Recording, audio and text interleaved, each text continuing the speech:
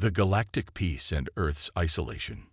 In the vast expanse of the Milky Way, a delicate balance had been struck.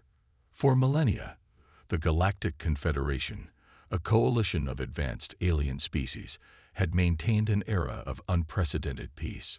Their mantra, diplomacy over destruction, echoed through the cosmos, a testament to their commitment to harmony. At the heart of this interstellar utopia lay the Pax Galactica, an ancient accord that bound thousands of worlds in a web of mutual understanding and cooperation. The signatories of this grand treaty had long ago abandoned the concept of armed conflict, considering it a relic of a primitive past. Yet, in this tapestry of unity, there existed a loose thread, a small blue planet spinning in the unfashionable western spiral arm of the galaxy. Earth, home to humanity, stood apart from the galactic community, neither invited nor acknowledged by the Confederation. The Alphaxi, a race of towering crystalline beings who served as the principal mediators of the Confederation, had long debated the status of Earth. Their council of elders, led by the wise and cautious Xylix, had monitored human development for centuries. Humans are an anomaly, Xylix would often say, his faceted body refracting light in complex patterns that convey both fascination and unease. They possess the capacity for great compassion, yet their history is stained with conflict. They create beauty with one hand and destruction with the other. The Alphaxi weren't alone in their wariness. The Volok's, a species of gaseous entities known for their strategic acumen, had conducted numerous simulations on the potential impact of human integration into the Confederation. Their unpredictability is both their greatest strength and their most dangerous flaw. Mused Nebula, the Volok's lead analyst. In 99.8% of our simulations, introducing humans to the galactic stage leads to complications. These complications ranged from diplomatic faux pas to full-scale conflicts that threatened to shatter the fragile peace of the Confederation. As a result, Earth remained quarantined, a subject of distant observation but never direct contact. Humanity, blissfully unaware of their cosmic isolation, continued to evolve. They'd reach for the stars, establishing colonies on Mars and Europa, always pushing the boundaries of their knowledge and capabilities. Their governments squabbled, made peace, formed alliances, and occasionally rattled sabers, all under the watchful eyes of unseen observers.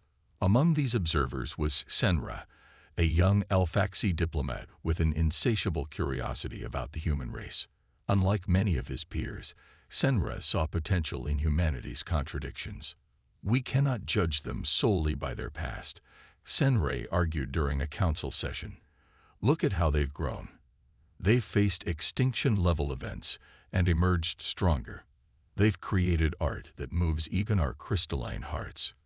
Perhaps it's time we reconsider our stance. Xylix, ever the voice of caution, countered. And what of their weapons, young one? Their nuclear arsenals? Their history of global conflicts? Can we risk exposing the Confederation to such volatility? The debate raged on, as it had for centuries. Unbeknownst to the Council, events were unfolding that would soon force their hand. On the fringes of the Sol system, a Volok scout ship, commanded by the ambitious Captain Wisp, was about to make a discovery that would send shockwaves through the Confederation. As Wisp's ship, the Nebula Seeker, drifted silently past the orbit of Neptune, its sensors detected an anomaly. A massive object, clearly artificial, floated in the void. Initial scans suggested it was of human origin, but its size and complexity were beyond anything the Volok's had previously observed from Earth. Impossible, Wisp muttered, his gaseous form swirling with excitement and trepidation. This craft, it's a warship, but how? When did the humans develop such technology? The Nebula Seeker circled the colossal vessel, its sensors drinking in every detail. The ship was dark, seeming to absorb the faint light of the distant sun. Its hull bore scars of past battles, telling a story of conflict that sent chills through Wisp's ethereal form. As the Volok ship completed its scan, alarms suddenly blared. The human vessel, previously dormant, had activated. Lights flickered to life along its hull, and energy readings spiked. Evasive maneuvers, Wisp ordered, but it was too late. A tractor beam, far more powerful than anything in the Confederation's arsenal, locked onto the Nebula Seeker. Wisp and his crew found themselves being pulled inexorably towards the awakened giant. In that moment, as fear gripped the Volok's crew, a realization dawned on Wisp. The Confederation's greatest fear had come to pass. Humanity, in their isolation, had not abandoned war. They had perfected it. As the Nebula Seeker was engulfed by the massive hangar of the human warship, Wisp knew that the era of Pax Galactica was about to be tested like never before. The loose thread in the galactic tapestry was about to unravel, and the consequences would reshape the cosmos. The human warship, now fully awakened, began to move. Its destination, Earth. Its purpose, unknown. But one thing was certain: the galaxy would never be the same again. The alien scout's discovery. Captain Wisp and his crew of the Nebula Seeker found themselves in a predicament unlike any they had faced before. As their ship was drawn into the cavernous hangar of the human warship, a mixture of fear and awe swept through the Volok's team. The sheer scale of the vessel dwarfed anything in the Confederation's peacekeeping fleet. The hangar bay was a marvel of engineering, filled with sleek fighter crafts and heavy artillery that spoke volumes of humanity's preparedness for conflict. As the tractor beam released them, Wisp made a swift decision. "Initiate diplomatic protocols," he ordered, his gaseous form shimmering with nervous energy. "We must avoid any action that could be perceived as hostile." The crew complied, powering down their systems and preparing for first contact. They didn't have to wait long. A group of humans in formidable-looking exosuits approached the Nebula Seeker, their weapons at the ready but not aimed directly at the ship. A voice boomed through the hangar, speaking in perfect galactic standard, much to the shock of the Volok's crew. "Unidentified vessel, you have entered restricted space. Prepare to be boarded."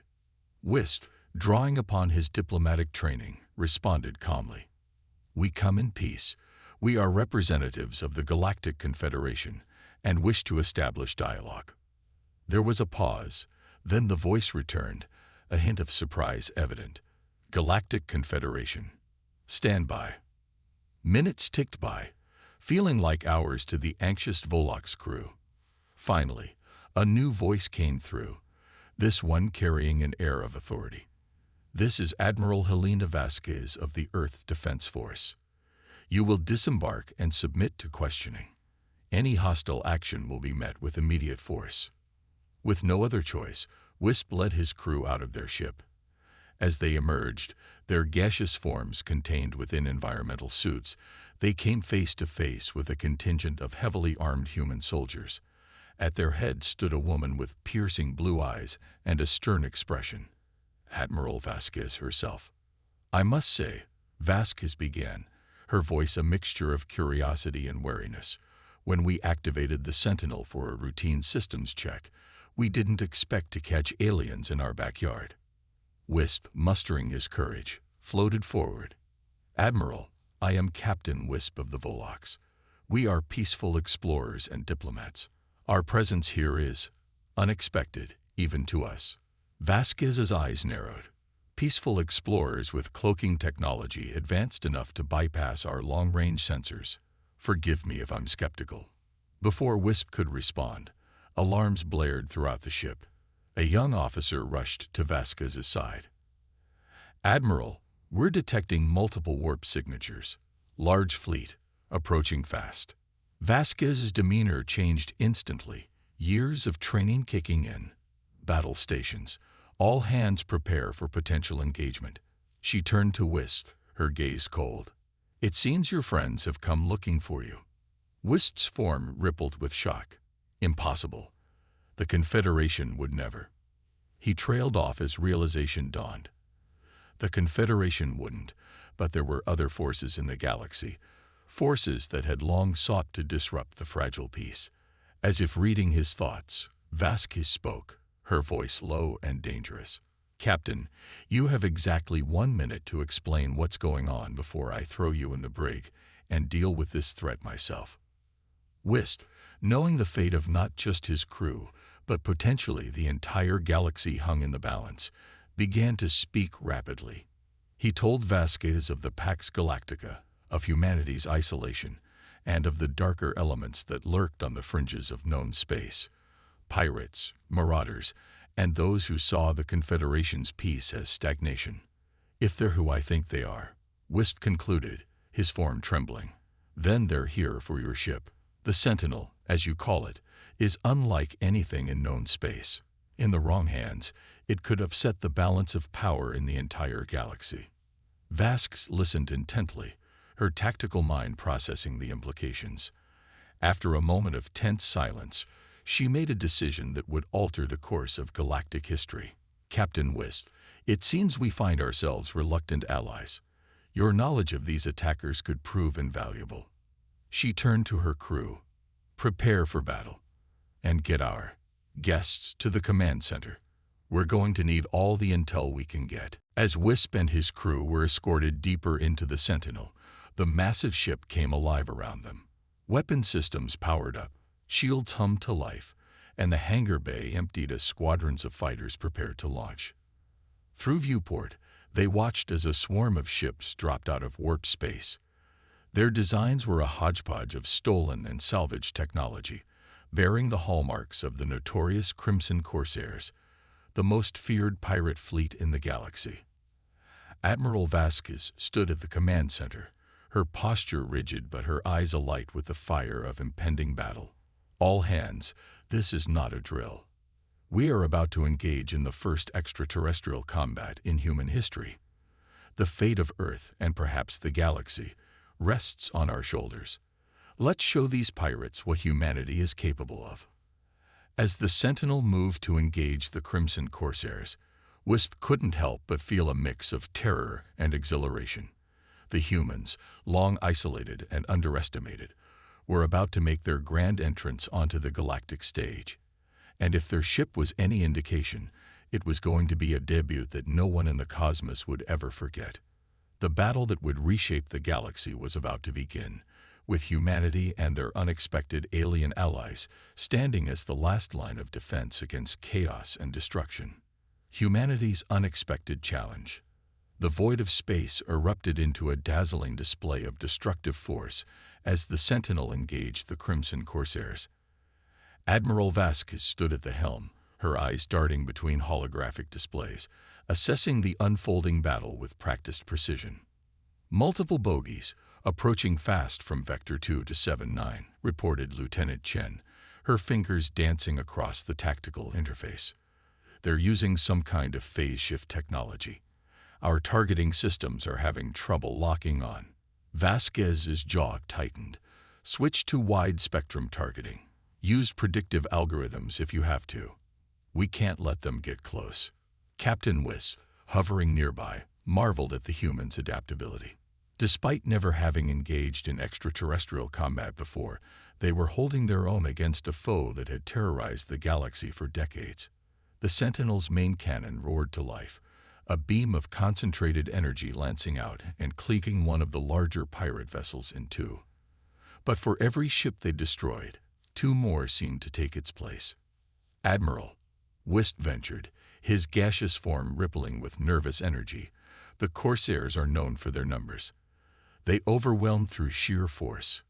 We need to target their command ship. Vasquez nodded, a grim smile on her face. I was thinking the same thing. But first, we need to thin their ranks. She turned to her weapons officer. Activate the Nemesis system. A hush fell over the bridge. Even Wisp could sense the weight of the moment. Nemesis? He inquired. Neurally enhanced magnetic impulse system. Vasquez explained as her crew worked feverishly to bring the system online. It's experimental, designed to disrupt enemy ship systems on a massive scale. As she spoke, panels on the Sentinel's hull slid open, revealing a complex array of emitters. Energy began to build, the air itself seeming to crackle with potential. Nemesis is at full charge, Admiral, reported the weapons officer. Vasquez took a deep breath. Fire. A wave of invisible energy pulsed outward from the Sentinel. For a moment, nothing seemed to happen. Then, one by one, the pirate ships began to falter. Their engines sputtered and died. Weapon systems went offline, and they drifted helplessly in space. Wisp's form expanded in awe. Incredible. You've neutralized their entire fleet. But Vasquez's expression remained tense. Not their entire fleet. Look. Through the chaos of disabled ships, a massive vessel emerged. Unlike the cobbled-together appearance of the other pirate ships, this one was sleek, its hull gleaming with an otherworldly sheen. The command ship, Wisp whispered, his voice filled with dread. It must have some kind of shielding against your Nemesis system. Vasquez nodded grimly. Then we do this the old-fashioned way. All hands, prepare for close-quarters combat. Wisp, I need everything you know about that ship now. As Wisp relayed information about the Corsair command ship's likely weaknesses, the two vessels closed in on each other. The space between them lit up with weapons fire, shields flaring as they absorbed the impact of energy beams and projectiles. Despite the Sentinel's advanced technology, the pirate flagship proved to be a formidable opponent. Its weapons seemed to adapt to the Sentinel's defenses, each volley becoming more effective than the last. Hull breach on Deck 7, shouted Lieutenant Chen. They'd deployed boarding parties. Vasquez's eyes narrowed. So that's their game.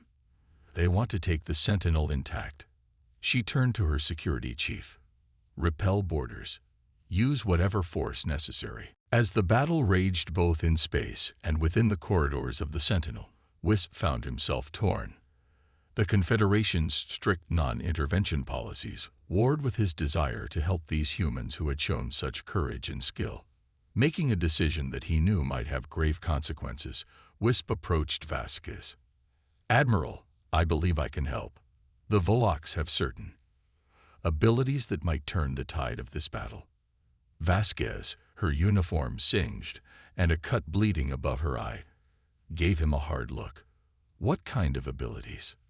We can phase through solid matter, Wisp explained, and we can temporarily disrupt electronic systems by passing through them, if you can get us close to their command ship. Understanding dawned in Vasquez's eyes. You could disable it from the inside. Wisp's form pulsed in affirmation. It's risky and goes against every protocol the Confederation has, but I see no other choice. For a moment, Vasquez was silent, weighing the options. Then, with a nod, she made her decision. Do it. But know this, if you betray us, there won't be a corner of this galaxy where you can hide. As Wisp and a small team of Volocks prepared for their daring mission, the battle continued to rage. The Sentinel shuddered under the onslaught of the pirate flagship, its advanced systems strained to their limits. In the midst of the chaos, as human ingenuity clashed with alien technology and age-old galactic policies crumbled in the face of necessity, a new chapter in the history of the cosmos was being written. The Volocks team, led by the courageous Captain Wisp, phased through the Sentinel's hull and out into the cold vacuum of space. As they approached the massive pirate flagship, Wisp couldn't help but reflect on the irony of the situation. The very humans that the Confederation had feared and had isolated were now fighting to preserve the galactic peace, aided by those who had once kept them in the dark. With a silent prayer to the cosmic forces that be, Wisp and his team plunged into the heart of the enemy ship, ready to turn the tide of battle, and unknowingly reshape the future of galactic relations forever. The battle that changed everything. As Captain Wisp and his Volocks team phased through the hull of the Crimson Corsair's flagship, they found themselves in a labyrinth of pulsing conduits and alien technology. The interior of the ship was a hodgepodge of stolen innovations from across the galaxy, a testament to the pirates' far-reaching plunders. Remember, Wisp communicated to his team through their specialized frequency. Our goal is to disable their main systems without detection. We are the galaxy's last hope for peace. The Volok's moved silently through the ship's corridors, their gaseous forms allowing them to slip past patrolling guards and through sealed doors. As they approached the main engine room, they encountered their first major obstacle, an energy field that even their phasing abilities couldn't penetrate. It's Zygonian technology, one of Wisp's team members, Nebula, observed, designed specifically to contain gaseous life forms. Wisp's form rippled with determination. Then we adapt. Spread out, find the emitters. We'll overload them simultaneously. As the Volok's team worked to disable the energy field, back on the Sentinel, Admiral Vasquez was fighting a losing battle. The pirate flagship's adaptive weapons were slowly but surely wearing down their defenses. Shields at 23% and falling, Lieutenant Chen reported, her voice strained. We can't take much more of this, Admiral. Vasquez gripped the command console, her knuckles white. Where are those Volok's? We need a miracle, and we need it now. As if in answer to her plea, the pirate flagship suddenly lurched, its weapons falling silent. Admiral, Chen exclaimed, the enemy ship's power levels are fluctuating wildly. They're losing control. Inside the Corsair vessel, Wisp and his team had succeeded in overloading the containment field and were now wreaking havoc on the ship's systems. Their gaseous forms flowed through circuitry, disrupting power flow and scrambling computer systems. Head for the bridge, Wisp ordered. We need to end this once and for all. As they approached the command center, they encountered heavier resistance. Pirates armed with energy weapons that could actually harm their gaseous forms rushed to defend their leaders. In the ensuing chaos, Wisp made a fateful decision. Nebula, take half the team and continue disrupting their systems. I'll leave the rest to the bridge. Splitting up, the Volok's pressed their advantage. Nebula's team caused cascading failures throughout the ship, while Wisp's group fought their way to the heart of the pirate command. On the bridge of the Corsair flagship, they found the infamous leader of the Crimson Corsairs, Captain Zaxlor, a towering multi-armed being with a reputation for cunning and cruelty. So, Zaxlor sneered, his voice a guttural growl. The Confederation finally shows its true colors. Attacking without provocation, violating your own precious treaties. Wisp's form expanded, filling the bridge with a swirling mist. We are not here on behalf of the Confederation, Zaxlor. We fight alongside the humans to protect the peace you threaten. Zaxlor's eyes widened in surprise, then narrowed in calculation. The humans, those isolated primitives. You expect me to believe they pose a threat to us? As if to answer his question, the ship rocked violently. On the main view screen, they saw the Sentinel, battered but unbowed, unleashing a barrage of weaponry unlike anything the galaxy had seen before. Wisp took advantage of the distraction, his gaseous form enveloping Zaxlor and his officers. Surrender, Zaxlor. It's over. Back on the Sentinel, Admiral Vasquez watched in awe as the pirate flagship systems failed one by one. Press the advantage, she ordered. Disable their engines, weapons, everything. But keep that ship intact. We've got people on board. As the Sentinel's advanced weaponry systematically crippled the Corsair vessel, Wisp and his team successfully subdued Zaxlor and his command crew. Using their ability to solidify parts of their gaseous forms, they secured the pirates and took control of the bridge. Admiral Vasquez, Wisp communicated, his voice filled with a mixture of exhaustion and triumph. The Crimson Corsairs are neutralized. Their leader, Zaxlor, is in custody. A cheer went up on the Sentinel's bridge. Vasquez allowed herself a small smile before returning to her composed demeanor. Well done, Captain Wisp. Prepare for boarding. We'll take it from here. As human security teams boarded the pirate flagship, the full scope of what had transpired began to sink in. Humanity, long isolated from galactic affairs, had just played a pivotal role in defeating one of the most notorious threats to peace in the cosmos. The aftermath of the battle brought a flurry of activity.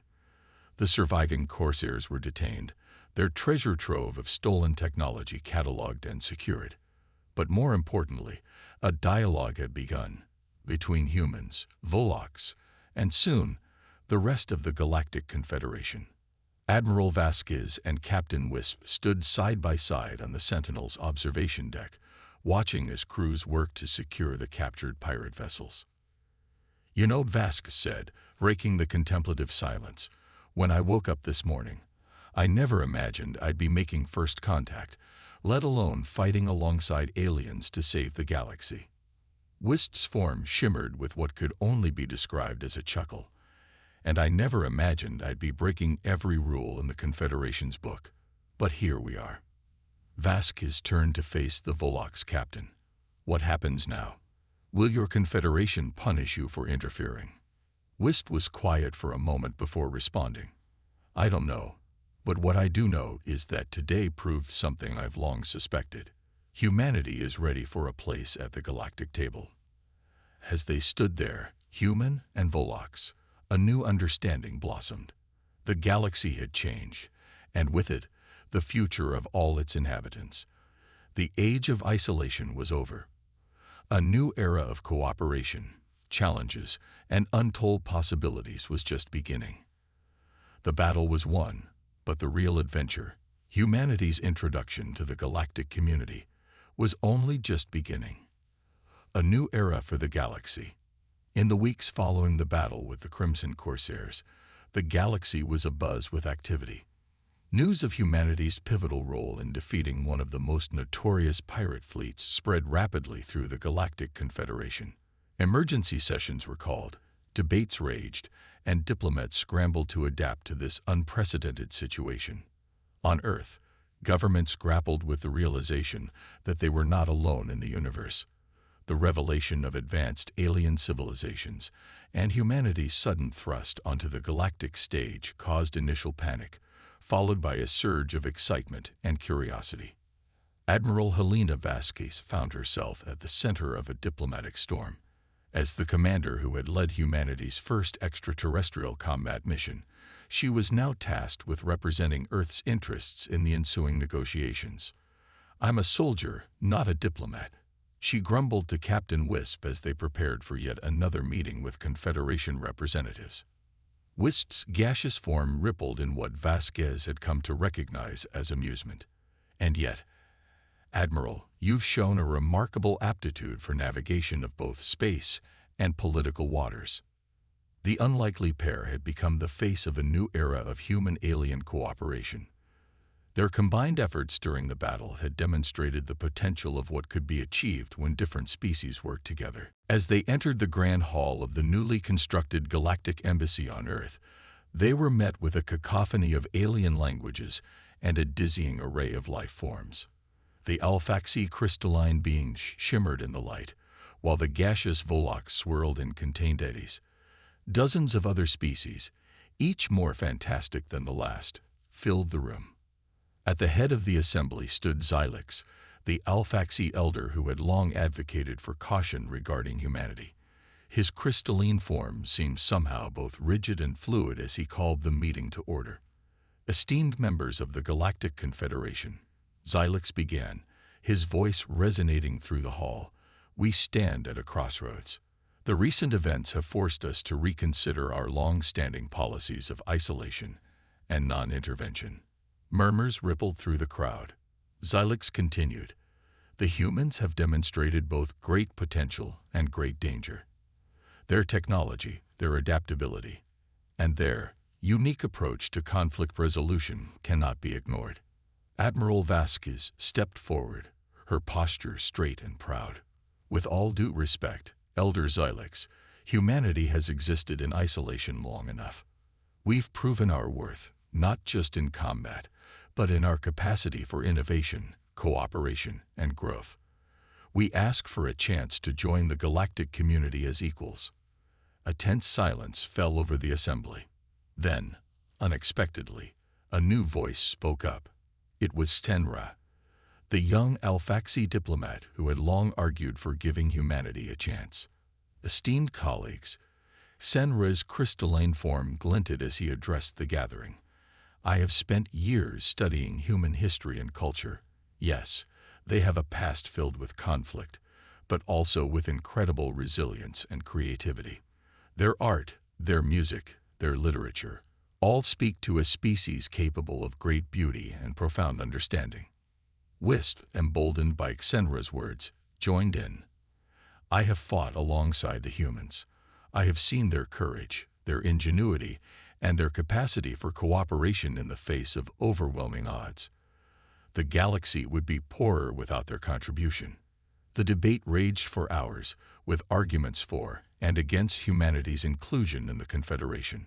Some feared the potential for humans to disrupt the carefully maintained peace, while others saw the potential for growth and new perspectives. As the discussion seemed to reach an impasse, Admiral Vasquez made a bold proposal. Why not a probationary period? She suggested. Allow humanity to prove itself over time. We'll share our technology, our culture, and in return, we ask for the chance to learn from you, to grow alongside you. The proposal sent shockwaves through the assembly. It was unprecedented, but so was the situation they found themselves in. After much deliberation, Xylix spoke again. Your proposal has merit, Admiral Vasquez. The Confederation will need time to amend our charter, but in principle, we agree to a probationary period for Earth's integration into the galactic community. The announcement was met with a mix of cheers, concerned murmurs, and excited chatter. As the assembly dispersed, Vasquez and Wisp found themselves at the center of a whirlwind of congratulations and curious inquiries. Well, Captain, Vasquez said with a wry smile, it looks like our adventure is just beginning. Wisp's form shimmered with excitement. Indeed, Admiral. The galaxy will never be the same. In the months and years that followed, humanity began its integration into the galactic community. Earth became a hub of interstellar cultural exchange. Alien students flocked to human universities, eager to study the species that had remained hidden for so long. Human art and music spread across the stars, touching hearts and minds of beings vastly different from their creators. The Sentinel, once a closely guarded secret, became a symbol of human ingenuity and adaptability. Its technology was studied and incorporated into Confederation ships, strengthening the peacekeeping fleet. But it wasn't all smooth sailing. Humanity's penchant for questioning established norms and pushing boundaries often clashed with the Confederation's more conservative approach. There were misunderstandings, diplomatic incidents, and moments of tension that threatened to unravel the fragile peace. Yet, with each challenge, both humanity and the Confederation grew. The humans learned to temper their more aggressive instincts, while the alien races began to appreciate the value of thinking outside established parameters. As the probationary period neared its end, the galaxy held its breath. Would humanity be granted full membership in the Confederation? The debate was fierce, but in the end, the decision was clear. Earth had earned its place among the stars. In a ceremony watched by trillions across the cosmos, Admiral Helena Vasquez, now serving as Earth's first galactic ambassador, signed the treaty that officially made humanity part of the Galactic Confederation. As the ink dried on the document, Vasquez looked out at the sea of alien faces, some familiar, some still strange, and felt a sense of pride and hope. Humanity had taken its first steps into a larger universe, ready to face whatever challenges and wonders awaited them among the stars. The age of isolation was over. A new chapter in galactic history had begun, with humanity playing a central role in shaping the future of the cosmos. The adventure, it seemed, was just getting started.